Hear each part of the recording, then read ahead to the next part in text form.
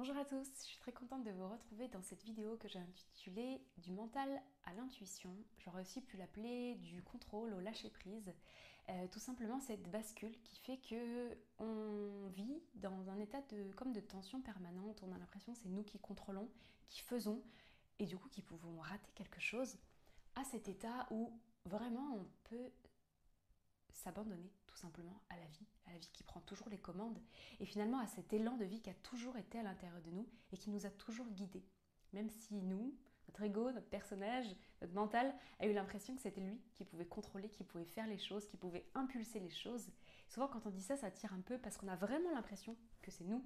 On peut avoir l'impression que c'est vraiment toi qui as eu l'intention de cliquer sur cette vidéo, et pourtant c'est un élan de vie qui passe à travers toi, et comme si c'était plus fort que toi et que tu pouvais presque pas le retenir, hop, et apparemment tu n'as pas pu le retenir. En ce moment, les planètes sont alignées. Alors les planètes sont toujours alignées, hein, tu vas me dire, pour qu'on vive certaines expériences, certains états d'être, certaines émotions, pour qu'on puisse vivre tout ça dans notre structure, dans ce corps. Mais en ce moment, les planètes sont particulièrement alignées pour qu'on puisse passer d'un contrôle à un lâcher-prise, justement. Dans les nœuds nœud sud, on passe de la Vierge au Poisson. Et moi, je connais très très bien cette conjonction, et c'est pour ça que j'ai voulu en parler aujourd'hui, parce que c'est clairement la même que quand je suis née. Je connais très très bien ce passage, on pourrait dire, comment dire, presque cette mission d'âme, presque le chemin finalement qu'on est venu vivre sur cette terre. On en a chacun un. Et là, au niveau collectif, on a cette conjonction qui est présente. Alors, elle vient juste d'arriver, elle sera là pendant 18 mois, donc on a clairement le temps de pouvoir vivre cette transformation, de pouvoir voir tout ce qui se réveille aussi au niveau de cette transformation, parce que c'est pas rien de passer d'un contrôle à un abandon total de la vie. À la fois, ça peut être très très effrayant, et peut-être que vous l'avez déjà vu même dans les je sais pas, dans les heures miroirs, dans les signes, où on voit, il y a des petits clins d'œil, il y a des petits sourires de la vie, tiens, je suis pas tout seul. Et en même temps, s'abandonner totalement à ça, ça peut faire peur, parce que on se rend compte que finalement, on contrôle vraiment plus rien. Et si on contrôle vraiment plus rien, souvent, on a une crainte qui se réveille, qui est ok, mais si je me relâche vraiment dedans, parce que j'ai pas l'élan, par exemple, de faire des choses, d'aller voir des gens, est-ce que je vais être toute seule? Est-ce que je vais ne plus rien faire? Est-ce que ça va revenir un jour? Par exemple, si j'ai plus l'élan d'aller au travail parce que ça résonne plus avec moi, et que j'ai vraiment l'élan d'être toute seule chez moi, je sais pas, d'être blottie dans mon plaid, sur mon canapé, parce que j'ai vraiment besoin de goûter à la douceur, est-ce qu'un jour il y aura à nouveau l'élan? L'élan de faire quelque chose, l'élan d'être au service, l'élan donc de gagner de l'argent aussi. Et facilement, ça peut même emmener à... Parce que si je fais rien, si je ne fais rien, finalement je pourrais même mourir. Parce que si j'ai plus l'élan, par exemple, d'aller travailler, donc de gagner de l'argent, donc de pouvoir payer de la nourriture ou mon loyer, ou au bout du bout, si je lâche vraiment prise, qu'est-ce qui se passe? Potentiellement, ouais, en fait, je m'abandonne totalement. Et ça peut s'apparenter comme à une mort, bah oui, finalement à une mort de l'ego, à une mort du personnage, comme s'il y a quelque chose qui se déconstruit, qui meurt, l'illusion de croire qu'on contrôle, pour finalement s'abandonner à, comme venir se déposer. Je vois comme une petite coupelle, comme un plaid, et venir se déposer dans la vie, qui finalement nous a toujours guidés quand on regarde bien, et qui nous guidera toujours, puisqu'il y a toujours eu que ça en fait, toujours eu que cette vie qui vit, cet élan, ce qui est presque innommable, qui est là à chaque instant. Et quand on regarde son parcours et qu'on a pu commencer à goûter à cet absolu, à cette conscience, on pourrait dire, commencer à regarder avec les yeux de la conscience, on se rend compte qu'en fait tout a été parfaitement millimétré pour nous emmener exactement là. Et que d'ailleurs il n'y a toujours eu que là finalement. Bien sûr, du point de vue humain, quand on le regarde, il y a des choses qui viennent encore tirer, il y a des choses qui viennent encore frictionner à l'intérieur de nous, qui viennent réveiller des émotions, qui viennent réveiller des sensations, peut-être même des c'est injuste, c'est pas normal ce que j'ai vécu, etc. Et puis petit à petit, quand c'est regardé, quand c'est accueilli et quand c'est aimé du point de vue de cette conscience, de cet absolu ou de cette vie qui est à travers nous, ça paraît tellement juste qu'en fait on se rend compte que ça n'aurait pas pu être autrement. Qu'en fait on n'aurait jamais pu faire autrement que ce qui a été, puisque c'est ce qui est. Et que c'est exactement ça qui fait qu'on est là aujourd'hui, qu'on se retrouve encore là. là où on a toujours été. Voilà par quoi j'avais envie de commencer. Maintenant, je vais détailler un petit peu plus du coup ces fonctions. En fait, on part, tout ce cheminement, il part d'une énergie assez globale où il y a notamment ce contrôle, on le disait, vraiment l'envie de contrôler les choses, peut-être même de contrôler les gens, peut-être même de contrôler ses réactions, peut-être même de contrôler la spiritualité. J'ai envie de savoir ce qui s'est passé dans mes autres vies, j'ai envie de savoir, j'ai envie de me nettoyer, j'ai envie de me purifier. Et il y a ce contrôle qui se mêle à la fois à la perfection. Donc si j'essaie de contrôler ce truc là, j'ai l'impression que je peux contrôler, c'est moi qui peux me guérir, c'est moi qui peux me réveiller, c'est moi qui peux vivre l'éveil, c'est moi qui peux retourner ma conscience. J'ai l'impression du coup que c'est moi qui peux contrôler tout ça. Et donc je peux vite tomber aussi dans une sorte de perfection. Donc j'ai toujours besoin d'aller encore plus loin, d'aller réveiller ce qui est encore à moi, d'aller nettoyer ce qui est encore à moi, d'aller purifier ce qui est encore à moi. Comme si finalement il y avait quelque chose à nettoyer, comme si finalement il y avait quelque chose à purifier, comme s'il y avait quelque chose à trouver même. C'est fou cette quête. Hein. Souvent quand on tombe dans la spiritualité, c'est ça qui nous... Ah, le personnage a une quête. J'ai besoin de trouver quelque chose. Alors pour certains, qui ne sont pas pour l'instant dans, on va dire, cette ouverture de conscience, cette quête à l'éveil, cette quête à la spiritualité, ça se joue quand même dans le matériel. J'ai besoin d'une voiture en plus, j'ai besoin de me marier, j'ai besoin d'avoir ma maison, j'ai besoin. Et quand j'aurai ça, j'irai bien. Sauf qu'en fait, ça va jamais vraiment bien quand on regarde bien.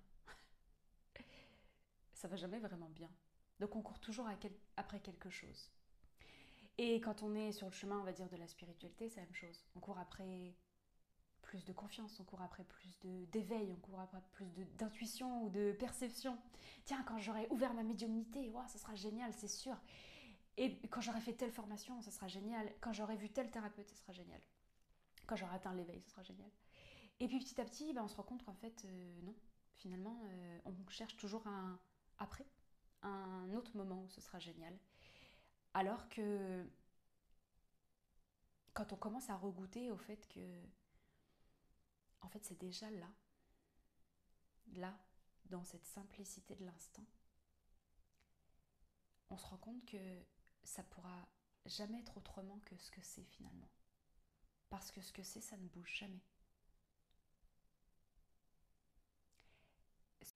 J'ai eu un petit souci de capacité pleine dans le téléphone, que j'ai dû couper la vidéo. Et du coup, j'en étais à ce que c'est, ça ne bouge jamais. Mais justement, quand on a la capacité pleine, on va dire, à l'intérieur, c'est exactement ça. Quand on est full de programmes, comme un ordinateur ou comme un téléphone qui est full d'informations, il est souvent très difficile de venir goûter ça à l'intérieur. On l'entend, oui mais c'est là, mais c'est déjà ce que tu es. Et c'est très dur en fait d'entendre ça, souvent ça vient frotter fort. Parce qu'on se dit oui mais ok c'est là, ok, mais je fais comment en fait, je fais comment pour le goûter ce truc là. La plupart du temps ça passe quand même par une épuration finalement de ces dossiers, de ces programmes qu'il y a au niveau du personnage. Ça passe par peut-être parfois voir des thérapeutes, peut-être ouais, aller plonger en fait à la rencontre de soi-même pour pouvoir libérer ça. Pour beaucoup en tout cas ça passe par ça encore aujourd'hui sur le chemin. Et une fois que ça commence déjà à s'épurer, que les programmes commencent un petit peu à s'alléger, là on peut commencer à venir goûter à l'intérieur et se rendre compte que finalement même l'allègement de ces programmes, mais en fait c'était aussi ça. C'était aussi l'élan de la vie qui nous poussait à ça. Donc c'était déjà là quoi qu'il arrive. Sauf que pendant un certain temps on a l'impression que c'est nous, notre ego, notre mental, le personnage qui est aux commandes et qui peut contrôler ça. Donc ça, c'est toute cette énergie de laquelle on parle, qu'on est en train de revoir et qui peut refaire surface l'envie de contrôler ça, l'envie de... euh, vraiment la croyance que... Ben, en fait, comme si on se prenait un peu pour des dieux. Voilà, c'est moi qui contrôle le truc, quoi. Euh, Il y a vraiment aussi cette sensation, enfin, pour beaucoup, dans cette énergie-là, comme d'être impur. J'ai dit un petit peu tout à l'heure, mais c'est ça, d'être peut-être l'impression d'avoir été non pas assez aimé ou câliné ou choyé ou dans l'enfance. Cette sensation qui fait que du coup on est comme est-ce que je mérite? Est-ce que j'ai le droit? Est-ce que je suis assez bien? Est-ce que je suis assez légitime? Pour beaucoup ça va passer par ça cette période, vraiment rencontrer pleinement cette légitimité qui fait souvent défaut, notamment chez moi. J'ai beaucoup de personnes qui sont thérapeutes et qui viennent me voir alors qu'ils sont déjà lancés, qui me disent mais je me sens toujours pas légitime, je veux faire encore une autre formation, je veux voir encore une nouvelle personne pour me confirmer que j'ai bien des perceptions, et je suis moi-même passée par là, jusqu'à ce que vraiment on touche avec ces personnes le fait que qu'est-ce qui te rend vraiment légitime en fait dans tout ça? Est-ce que c'est toutes les formations que tu fais ou que tu peux encore faire? Ou est-ce que c'est simplement ton parcours, ce que tu as traversé dans cette structure finalement, ce que toi-même t'as rencontré, t'as vécu dans l'intérieur de toi, qui fait que tu peux te sentir légitime, qui fait que finalement les gens viennent à toi par cette vibration en fait, comme s'ils sentaient ce que tu avais déjà traversé, ce que tu avais déjà dépassé, ce que tu avais déjà goûté en fait dans ce corps. Donc ta propre couleur, ta propre note de musique qui est faite de ton histoire. Cette légitimité, elle va beaucoup passer par ça pour plein de personnes ici. Qu'est-ce qui fait finalement que je suis légitime? De vivre ce que je vis, d'offrir ce que j'offre au monde, de partager ce que je partage, et finalement d'être ce que je suis. Et finalement, est-ce que j'ai besoin d'être légitime? Parce que si je suis ce que je suis, ça tire un peu apparemment, si je suis ce que je suis, et c'est important apparemment de l'entendre, si je suis ce que je suis, c'est que je suis déjà aimée, puisque ça existe ce que je suis. Tout ce que je suis. Même ce que moi je juge encore. Ce que moi, mon mental, mon ego, mon personnage, celui qui essaye de contrôler, juge encore. Ça c'est aimable et ça c'est pas aimable. Avoir des perceptions c'est extraordinaire. Avoir des perceptions c'est extraordinaire par exemple. Mais par contre me juger ou manquer de confiance, ah bah non, ça j'aimerais bien le mettre de côté. Je vais essayer de me libérer de ça. Je vais essayer d'alléger ça. Sauf que si ça existe, si ça c'est là aujourd'hui, c'est juste que ça a besoin d'être vu et aimé. Et tu peux le rencontrer. Mais dans l'absolu, si ça existe, si ça se joue à travers toi, c'est que c'est déjà aimé. C'est que c'est déjà accepté, puisque ça existe par la création.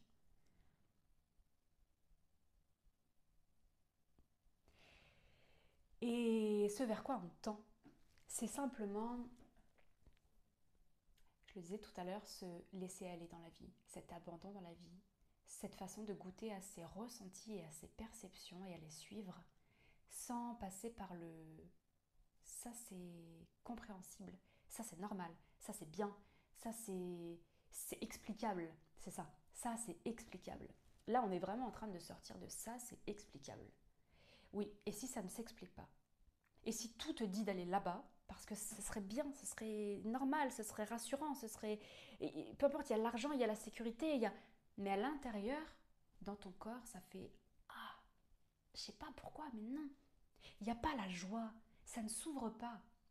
Moi, je me suis beaucoup rendu compte que ce chemin du contrôle au lâcher-prise, il passe par est-ce que je suis en joie de le vivre? Est-ce que ça s'ouvre à l'intérieur de moi?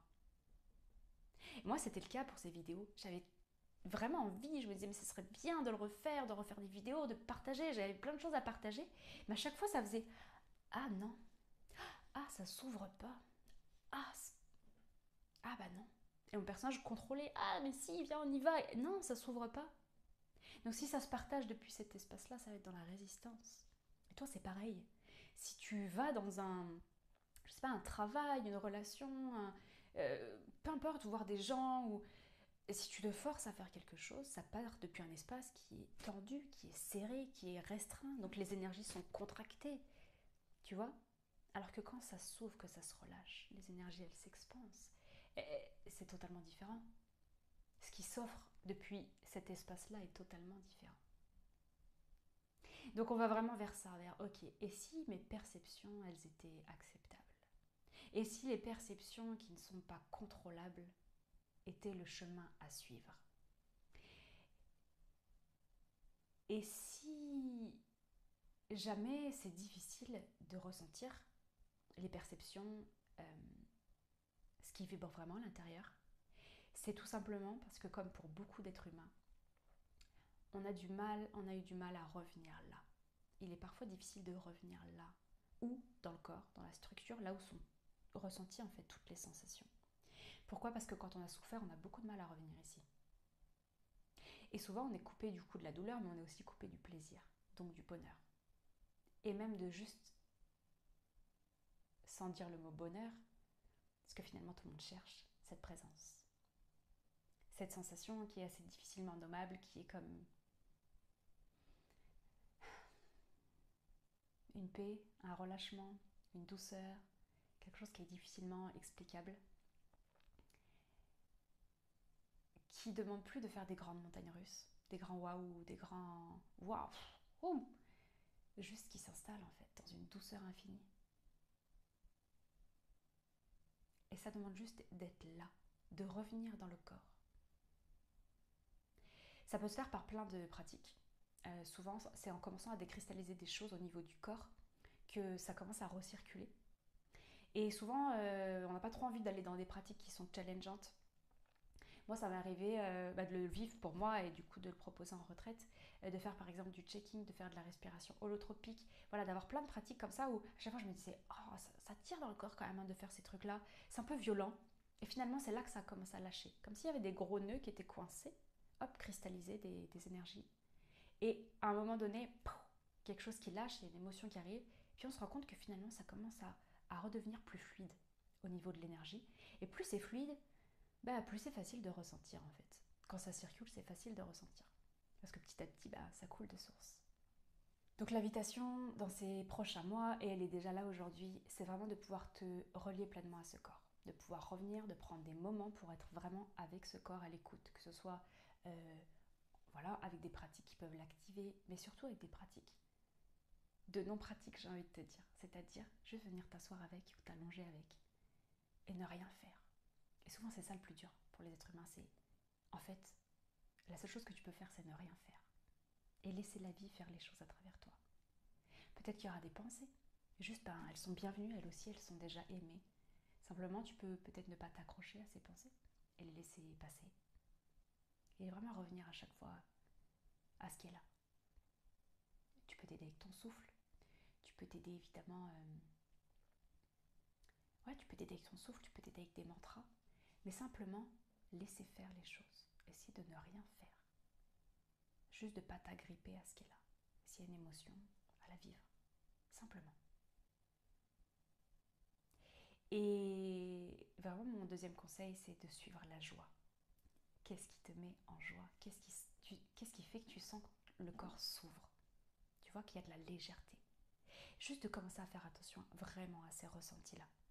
Et tu vas voir que dans ces quelques mois, là, cette période d'à peu près de 18 mois, tu vas être à chaque fois challengé là-dessus. Ok, est-ce que là, c'est vraiment un élan du cœur? Est-ce que là, c'est vraiment la joie qui me guide? Est-ce que là, c'est les peurs? Est-ce que là, ça tire dans le corps? Est-ce que là, il y a des intuitions, mais le rationnel me dirait de ne pas faire ça? L'invitation, c'est vraiment ça. Va écouter. Va écouter ces ressentis dans le corps. Suis ces perceptions-là. Même si ça paraît bizarre, même si ça paraît... Je me rappelle que sur le chemin, je me disais, mais je vais devenir complètement folle, c'est pas possible. Il y a des signes partout. C'est complètement fou de suivre ces élans. Sauf qu'à chaque fois que je les suivais, il se passait des choses incroyables. Tu as pu sûrement le lire dans mes livres. À chaque fois que je suivais ces élans, en fait, la vie était là. C'est là que je la goûtais le plus pleinement, en fait. Je la sentais fort, cette vie, cette présence. Parce que je suivais cet élan. Je te propose de t'installer quelques minutes, de fermer les yeux. De fermer les yeux quelques minutes, de prendre une grande inspiration.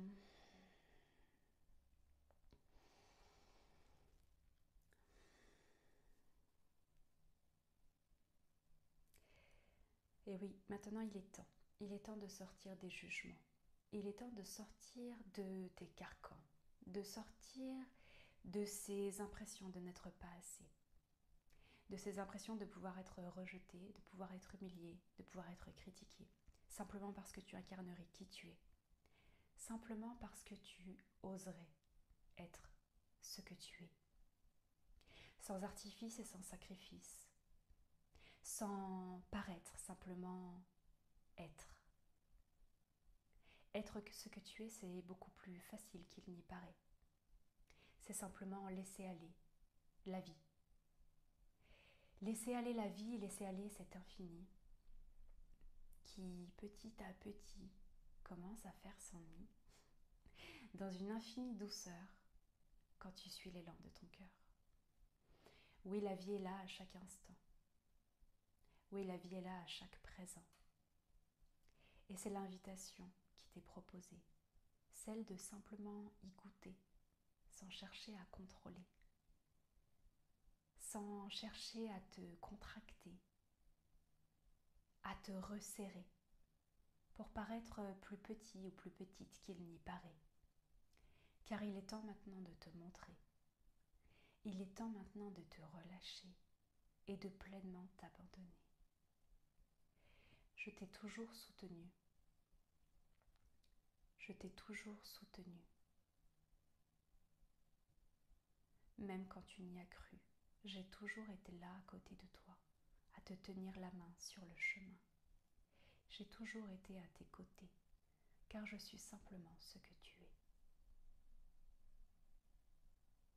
Je t'invite à prendre une grande inspiration.